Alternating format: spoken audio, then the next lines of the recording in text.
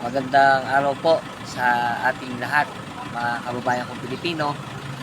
Ikinalulungkot ko po na ibalita at bilang pagtalima po sa pinag-uutos ng ating mahal na Tatay Digong ay opisyal po na ipinapakansilan niya ang Maisog Rally dito po sa Bustos, Bulacan ngayong araw na ito.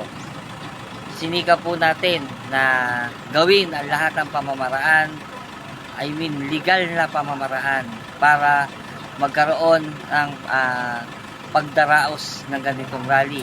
Dahil batay po sa Batas Pambansa 880 ay malinaw po ang ating karapatan para sa malayang pamamahayag. Ngunit nakakalungkot na mismong ang mga opisyal na nandirito po ay tila walang kakayanan na unawain kung ano ang nakasaad sa batas. Kanina po sa pag-aayos namin ng set ay dumating ang may-ari na tila walang pinirmahang kasunduan na kami ay basta-basta ipinaalis sa lugar kung saan idaraos ang rally. Ito po ay malinaw na paniniil at panggigipit sa ating karapatan.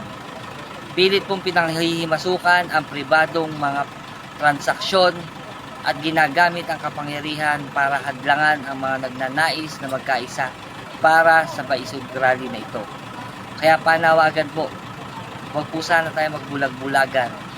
Gamitin po natin ang ating karapatan at hindi po tayo dapat pumayag na ganitong klase ng gobyerno meron. Bakit po? Ang tagal nating naghintay na maging maayos ang bansa.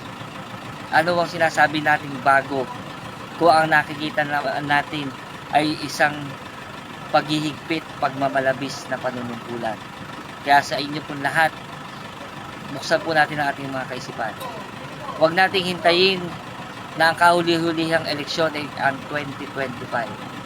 Huwag nating hintayin na sumiklab ang digmaan sa pagitan ng China at ng iba pang bansa at tayo ang makakaladkad sa mga pananamantala.